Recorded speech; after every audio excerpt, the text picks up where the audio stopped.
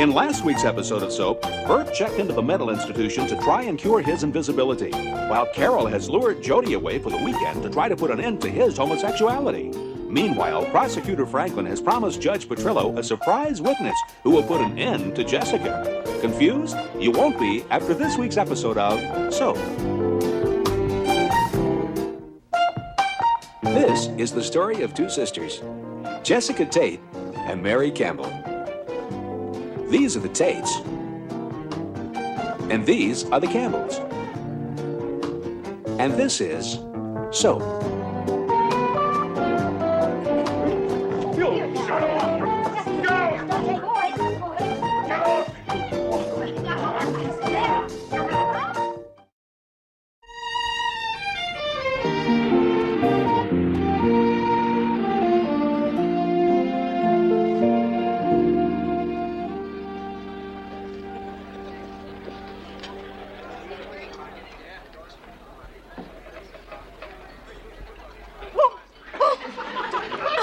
Waiting for Walter? Mrs. McCallum. He's running a little late. And I just couldn't bear the thought of you sitting here all alone, so I came to keep you company. Well, I'm not waiting for Walter. Save it.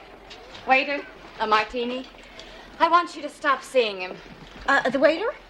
No. Walter. Oh, I don't know what you're talking about. You and my husband? The Standish Hotel in Boston, the Ritz Hotel in Hartford, the Plaza Hotel in New York, the Trafalgar Hotel in New Haven. Not New Haven. We were never in... never. New Haven. All right, now that we've gotten that out of the way, I want you to stop seeing him. No, I won't. We love each other. Oh, please. Love? Walter doesn't love anyone. Walter is the most totally self-absorbed person in the world. We have a 7-year-old daughter, Abigail. Walter calls her Amanda. 7 years, he still doesn't know her name. Thank you. So, do you bow out gracefully, or do I tell Walter to dump you? Are you kidding? Walter would never dump me.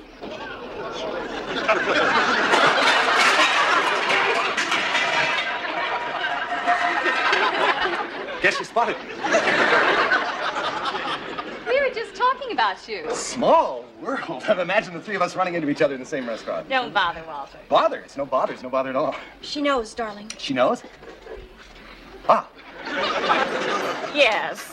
And I was just telling Eunice that if you had to make a choice between the two of us, I know you'd choose me. You see, I took out a small insurance policy, a detective, who, among other things, discovered that you were being blackmailed. I paid the blackmailer and bought the most interesting set of pictures. By the way, darling, you don't photograph well. Now, should you ever see her again, I will give those negatives to the press. You'd do that. I mean, you'd ruin my career. That's right. You don't need a career, darling. I'll support us. You'd see to it that I never held any office again. Correct. We could go away. No money, no job, no nothing. Uh-huh. We'd have each other. Eunice, Yes. see ya.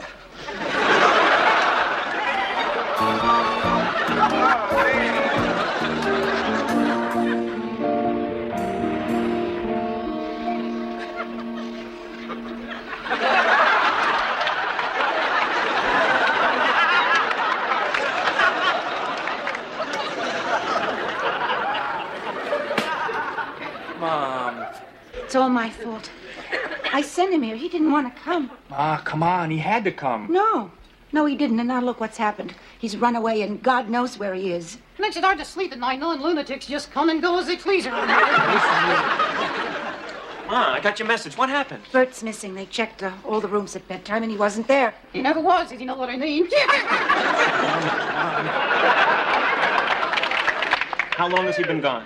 Hours. It's all my fault. I feel so awful. My God, what if he never comes home? Drinks are on me.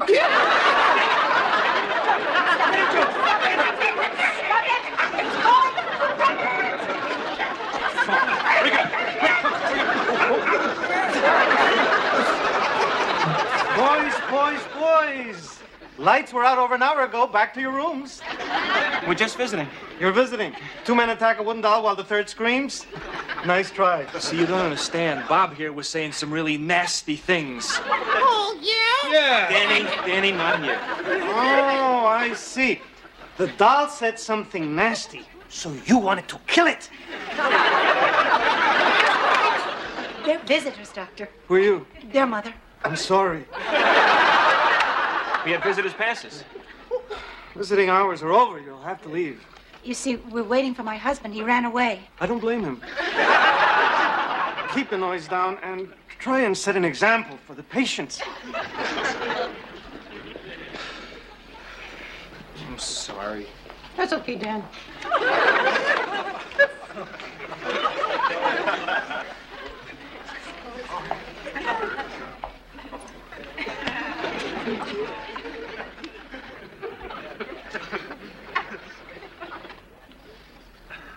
Hey, Mayor. How you doing?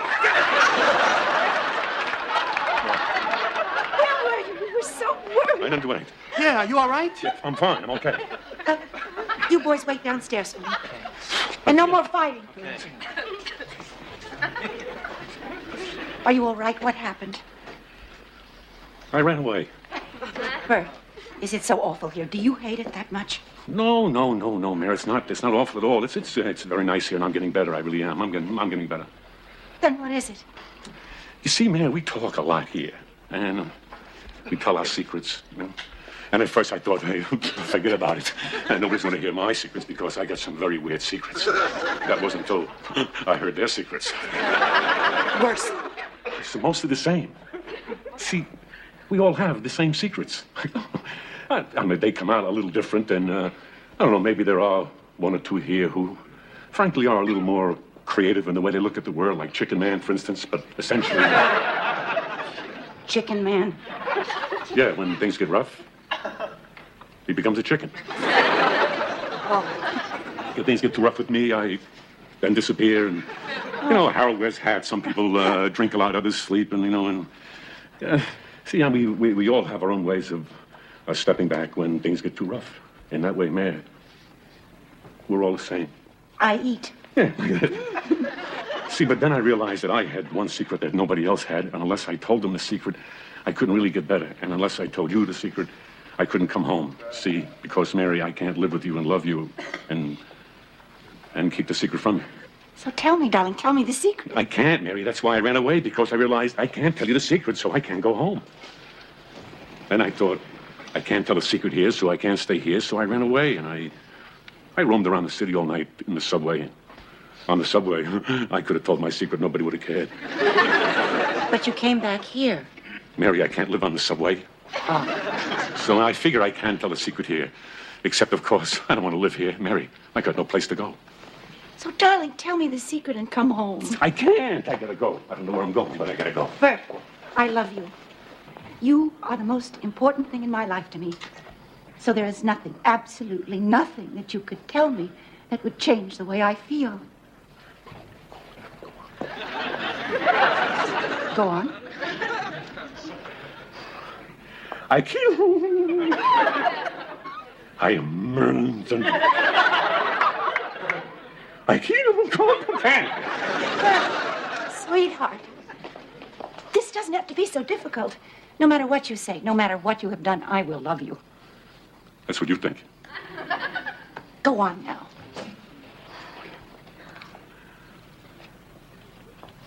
I killed your first husband.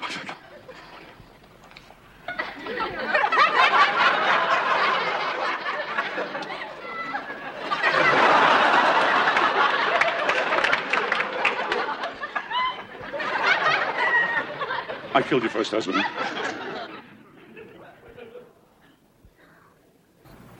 Oh, my God.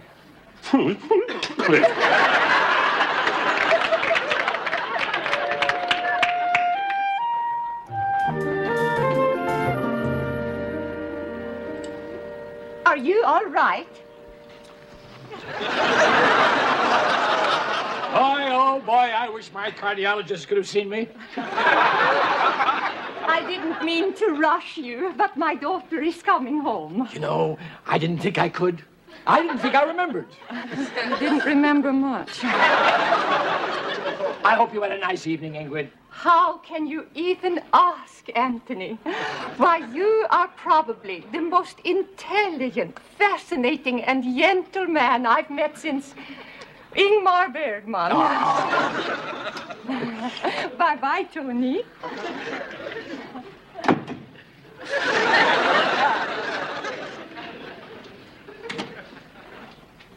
Was that the judge? What, dear? Judge Petrillo.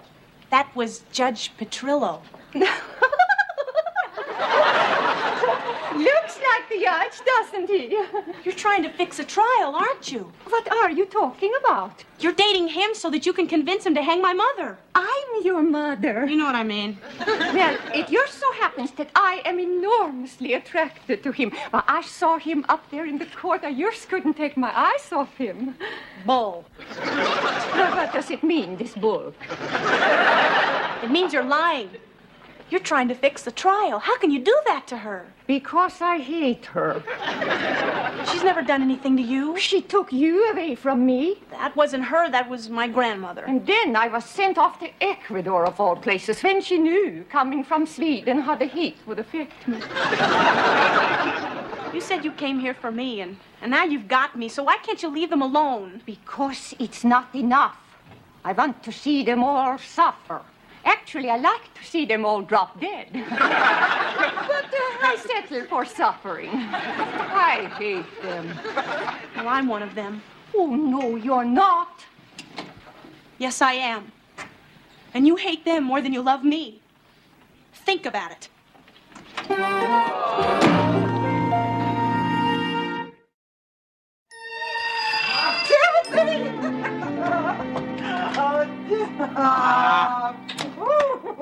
How are you, Ma? Good, good.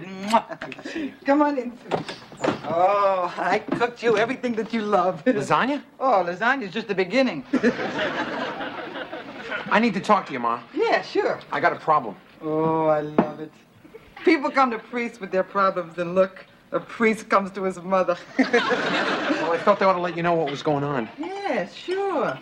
But, of course. Tell your mother. There's a girl. Where? No, Ma. There's a girl, and I keep thinking about her. Uffa. I can't get her out of my mind. It's a test. He's giving you a test. Don't you know a test when you see one? No, Ma. It's not a test. I'm thinking about leaving the priesthood. You know, I finally saw that Star Wars film they were all raving about. I don't know. In my day, they had a leading man. It was Clark Gable. Today, they got a little machine that goes boop. Ma, did you hear what I said? I mean, frankly, I could have stayed home and looked at my upright vacuum cleaner. Did you hear me? I'm sorry. I'm getting a little old. I don't hear so good. I said I was thinking about I mean, not only is my hearing bad, but my heart is very weak. I mean, the slightest shock, and it could kill me. Otherwise, I'm fine. I said I was thinking about I heard what you said. You're thinking about leaving the priesthood. Yes. Okay. Fine. Ma, what else can I do? I think I'm in love. Fine. I'd like the coffin closed, please. Please, Ma. I came to you because I need some help, some understanding. Sorry. All I can give you is lasagna. Sometimes priests are wrong about their calling. I didn't break my vows. My superiors understand, and God will forgive me. Fine. If he wants to forgive you, let him. I won't.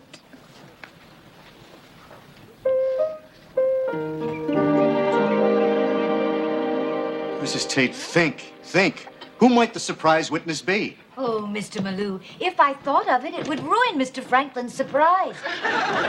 Benson, every morning it's the same thing. I ask for poached eggs, I get scrambled. I ask for shirred eggs, I get scrambled. I ask for sunny side up, I get scrambled. I never get what I want. Why don't you ask for scrambled?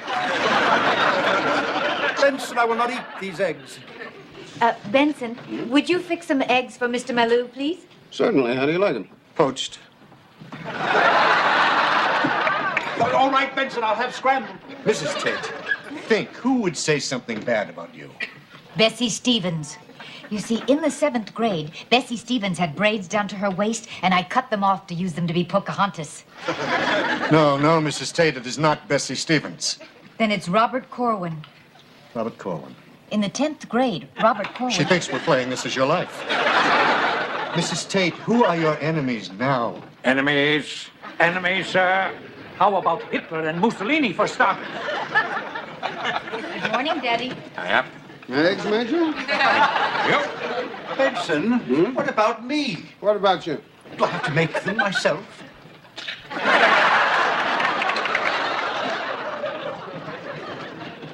Mother, I'm not feeling too well. I've got a sore throat. Oh, dear. I'm afraid you'll have to cancel court this morning. I have to take Billy to the pediatrician. Mrs. Tate, you can't cancel court. Mom, I don't want to go to the doctor. You have to go to the doctor. You have a cold. You can't take him to the doctor. You have to go to court. I'll take him. Boy's sick. Get a call. And now, Mrs. Tate, before you complete your testimony, tell me, did you or did you not kill Peter Campbell? Do you know you have asked me that question 6 times? Yes. But this time I want the jury to hear. Did you or did you not kill Peter Campbell? 7. He has asked me that question 7 times. Do you wonder how this man ever got out of law school? No. No what? No, I didn't kill Peter Campbell. Thank you, Mrs. Tate.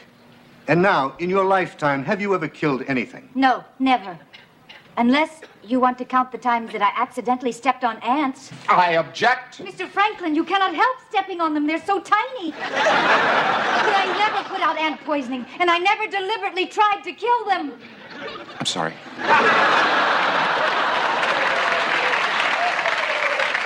So you mean to say that you've never killed anything, not even a bug? That's right. Ask Chester. His suits are full of holes because I will not use mothballs. Thank you, Mrs. Tate. Holes in his sweaters. Thank you. Holes in his socks. That's enough, Mrs. Tate. Holes in his shorts. But they're not moths, they're flies.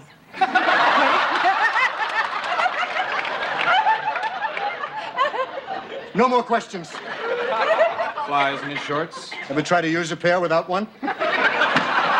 Now, Mrs. Tate, did you or did you not kill Peter Campbell? Weren't you listening? What is the matter with you men? Objection, Your Honor. The counsel is badgering my client in an obvious attempt to stall because he cannot produce the surprise witness he's promised for today. I can, too. Oh, yeah? Yeah. Mr. Franklin, how much longer do we have to wait? Just a few more minutes. I object, Your Honor. The court has indulged the counsel long enough. One wonders if he even has a surprise witness at all. Well, Mr. Franklin, the court will allow you a minute or 2 longer, but that's all. Thank you. Everybody relax. Have I got time to go to the bathroom? Don't take anything to read.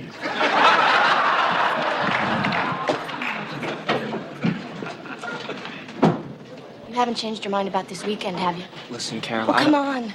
Now, I got us a 2-bedroom cottage. We're going as friends, remember? Okay, friends.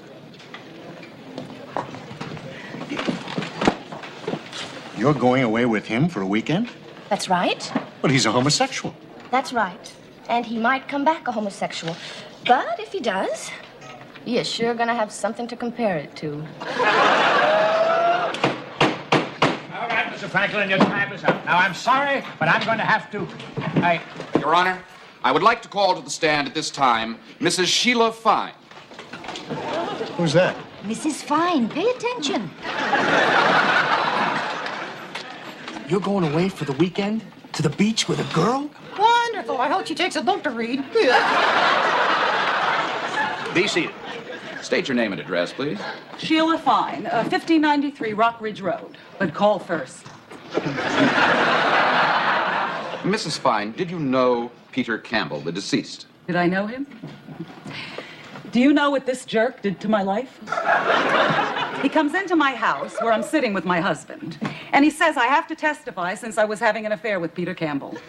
My husband called his lawyer, grabbed his girlfriend, and flew to Acapulco. I hope a taco chip gets caught in his throat and he chokes to death.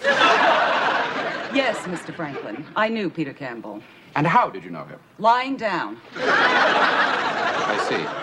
And where was the last time you saw the defendant, Mrs. Tate? In Peter Campbell's bathroom, the day he was murdered. And did you hear the defendant say anything? Your Honor, this line of questioning is an obvious delaying tactic on the If part. it please the court, I will explain my line of questioning.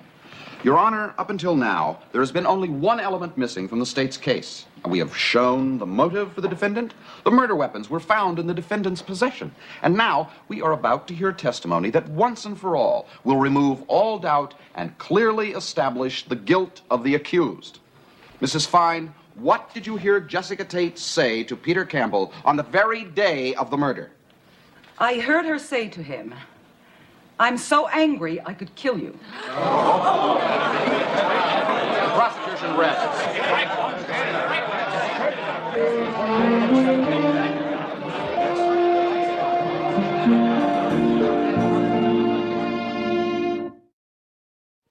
Did Walter really walk out on Eunice forever? Did he also leave her with the restaurant bill? Now that Mary has learned that Bert killed her first husband, Johnny, what does Mary think of her second husband, Bert? Now that Corinne has walked out on two mothers, does that make her ineligible for the Daughter of the Year award? Has Mrs. Fine's testimony convinced the jury that Jessica is guilty? Is Jessica guilty?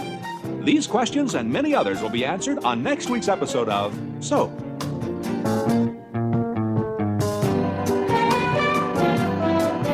Soap is videotaped in front of a studio audience.